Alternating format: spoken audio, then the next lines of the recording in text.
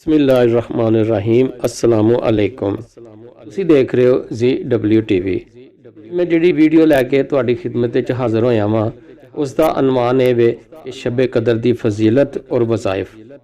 ਇਹ ਤੁਸੀਂ ਸਾਡੀ ਵੀਡੀਓ ਜਿਹੜੀ ਹੈ ਮੁਕੰਮਲ ਦੇਖੋ ਤਾਂ ਕਿ ਤੁਹਾਨੂੰ ਇਸ ਦੇ ਬਾਰੇ 'ਚ ਪੂਰੀ ਮਾਲੂਮਾਤ ਹੋ। ਅੱਲਾਹ ਦੇ ਨਬੀ ਨੇ ਫਰਮਾਇਆ ਹੈ ਕਿ ਸ਼ਬ ਕਦਰ ਦੀ ਰਾਤ 1000 ਮਹੀਨਿਆਂ ਤੋਂ ਅਫਜ਼ਲ ਹੈ।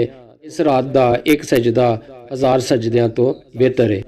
ਇਸ ਰਾਤ ਅੱਲਾਹ ਫਰਿਸ਼ਤਿਆਂ ਨੂੰ ਜ਼ਮੀਨ ਤੇ ਭੇਜਦਾ ਹੈ ਤੇ ਉਹ ਸਭ ਇਨਸਾਨਾਂ ਲਈ ਦੁਆਏ ਮਗਫਰਤ ਕਰਦੇ ਨੇ ਤੇ ਖੁਸ਼ਖਬਰੀਆਂ ਸੁਣਾਉਂਦੇ ਨੇ। ਫਰਮਾਇਆ ਅੱਲਾਹ ਦੀਆਂ ਅਜ਼ੀਮ ਨੇਮਤਾਂ ਵਿੱਚੋਂ ਨਿਮਤ ਸ਼ਬ ਕਦਰ ਹੈ। ਇਸ ਰਾਤ ਕੁਰਾਨ ਦੀ ਤਲਾਵਤ ਕਰਨਾ ਇਨਸਾਨ ਦੇ ਮੁਕੱਦਰ ਨੂੰ ਜਗਾ ਦਿੰਦਾ ਹੈ ਤੇ ਮਰੀਜ਼ਾਂ ਨੂੰ ਸ਼ਫਾ ਦਿੰਦਾ ਹੈ, ਬੇਔਲਾਦਾਂ ਨੂੰ ਔਲਾਦ ਦਿੰਦਾ ਹੈ। ਇਸ ਰਾਤ ਸੌਣ ਵਾਲਾ ਆਪਣੇ ਮੁਕੱਦਰ ਨੂੰ ਸੁਆ ਦਿੰਦਾ ਹੈ ਤੇ ਜਾਗਨੇ ਵਾਲੇ ਦਾ ਮੁਕੱਦਰ ਅੱਲਾਹ ਜਗਾ ਦਿੰਦਾ ਹੈ। ਮਾਤਾ ਜ਼ਹਰਾ ਨੇ ਫਰਮਾਇਆ ਹੈ ਜੋ ਔਰਤ ਸ਼ਬ ਕਦਰ ਦੀ ਰਾਤ ਅੱਲਾਹ ਦੀ ਇਬਾਦਤ ਕਰਦੀ ਹੈ ਤੇ ਜਾਗ ਕੇ ਰਾਤ ਗੁਜ਼ਾਰਦੀ ਹੈ, ਅੱਲਾਹ ਉਹਦੇ ਵਜੂਦ ਦੇ ਅੰਦਰ ਐਸੀ ਖੂਬਸੂਰਤੀ ਪੈਦਾ ਕਰ ਦਿੰਦਾ ਹੈ ਕਿ ਜਿਸ ਦੀ ਬਦੌਲਤ ਉਹ तमाम ਇਨਸਾਨਾਂ ਤੋਂ ਮੁਖਤਲਿਫ ਨਜ਼ਰ ਆਉਂਦੀ ਹੈ, ਜਿਸ ਤਰ੍ਹਾਂ ਅਸਮਾਨ ਦੇ ਉੱਤੇ ਚੰਨ। ਆਦਮੀ ਹਜ਼ਰਤ ਅਲੀ ਦੀ ਖਿਦਮਤ ਵਿੱਚ ਹਾਜ਼ਰ ਹੋਇਆ ਤੇ ਪੁੱਛਿਆ ਕਿ ਸ਼ਬ ਕਦਰ ਦੀ ਕੀ ਫਜ਼ੀਲਤ ਹੈ।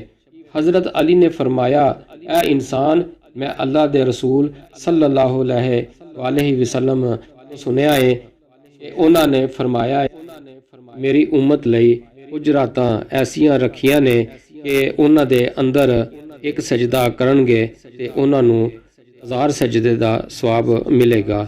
ਇੱਕ ਨੇਕੀ ਕਰਨ ਨਾਲ 1000 ਨੇਕੀਆਂ ਦਾ ਸਵਾਬ ਮਿਲੇਗਾ।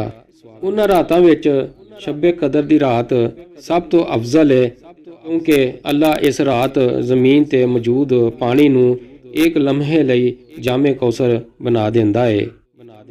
ਅੱਲਾਹ ਫਰਿਸ਼ਤਿਆਂ ਨੂੰ ਇਸ ਕੰਮ ਤੇ ਲਾ ਦਿੰਦਾ ਹੈ ਕਿ ਕਿਸੇ ਇਨਸਾਨ ਦੀ ਕੋਈ ਦੁਆ ਰੱਦ ਨਾ ਹੋਵੇ।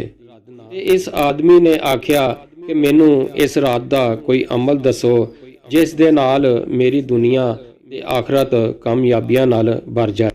ਹਜ਼ਰਤ ਅਲੀ ਨੇ ਫਰਮਾਇਆ ਇਹ ਆਦਮੀ ਸ਼ਬ ਕਦਰ ਦੀ ਰਾਤ ਅਗਰ ਕੋਈ ਇਨਸਾਨ ਇਸ਼ਾ ਤੇ ਫਜਰ ਦੇ ਦਰਮਿਆਨ ਵਿੱਚ 207 ਵਾਰੀ ਸੂਰਤੁਲ ਕਦਰ ਪੜ੍ਹੇ ਤੇ ਆਪਣੇ ਗੁਨਾਹਾਂ ਦੀ ਮਾਫੀ ਮੰਗੇ, ਇਸ ਰਾਤ ਦੇ ਵਿੱਚ ਨਾਜ਼ਲ ਹੋਣ ਵਾਲੇ ਕੁਰਾਨ ਤੇ ਅੱਲਾਹ ਦੇ ਮਹਿਬੂਬ ਦਾ ਸਦਕਾ ਦੇ ਕੇ ਜੋ ਵੀ ਦੁਆ ਮੰਗੇਗਾ ਹੱਦ ਨਹੀਂ ਹੋਵੇਗੀ, ਚਾਹੇ ਉਹ ਪਹਾੜ ਦੇ ਬਰਾਬਰ ਸੋਨਾ ਹੀ ਕਿਉਂ ਨਾ ਹੋਵੇ।